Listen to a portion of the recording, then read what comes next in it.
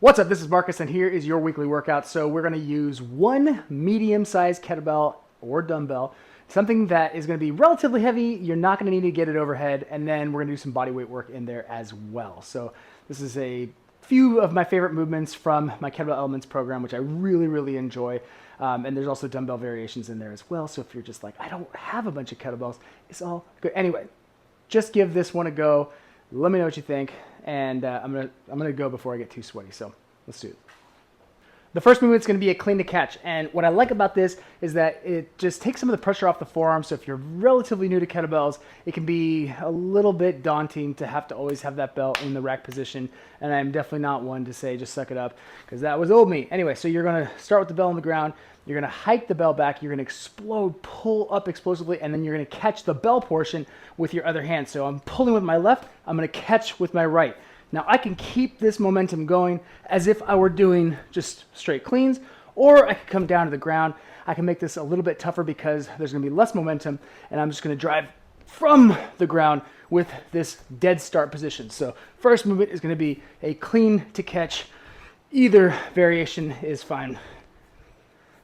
Next movement is going to be a front-loaded swing. So we'll slow it down at first until you feel pretty comfortable with it, but I want you to use pretty heavy bell. So a pretty heavy bell. That sounded very Neanderthal-y. So you're going to hold the bell by the horns, and you're going to pull into your gut. So now what I want you to do is actively push against it with your core, with your abs, to create some tension. So from here, you can hike and then stand up nice and tall. So you're front-loading this, which means it's going to put a lot of pressure on your lower back. So I like this cue, physical cue of the bell pushing against me so that I have to create tension.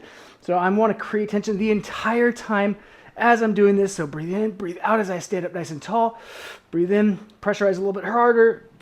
Breathe out, stand up nice and tall, but still keep that air, a little bit of air in.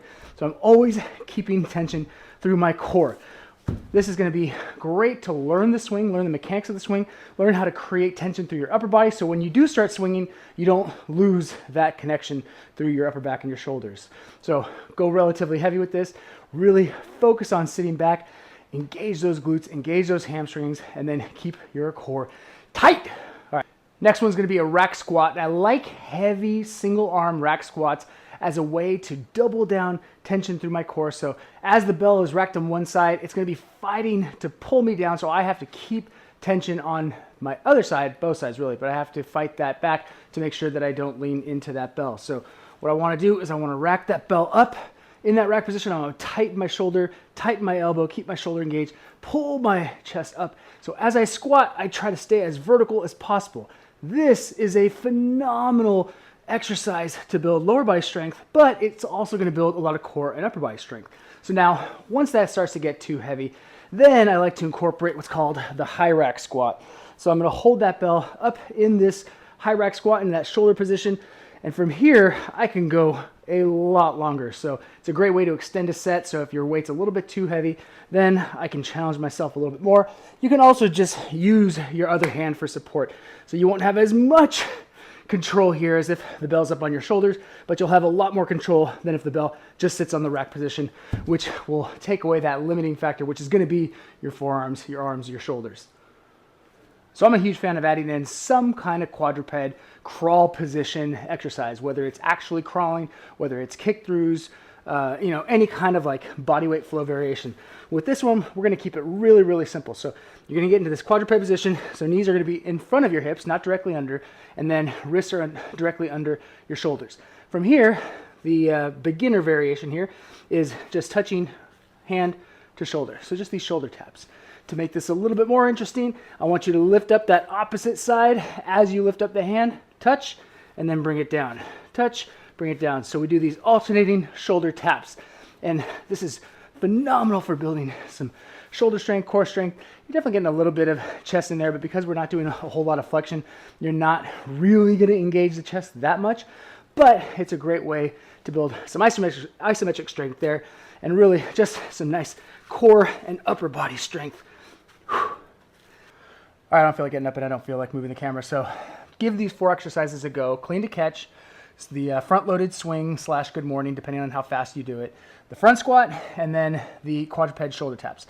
Great movements to build some strength, stability, a little bit of conditioning depending on how you load this. So check out the caption for full programs. This is just 4 exercises. But my goal with these, as I continue to say over and over and over, is just to help you get more from kettlebells, get more from these workouts that are relatively minimalist. Ignore all the kettlebells and just imagine you only have 1 or 2. And just so that you can have that strength, that confidence that comes with being very strong and capable. So, and it's also done in a way that is not only accessible, you could do it from anywhere.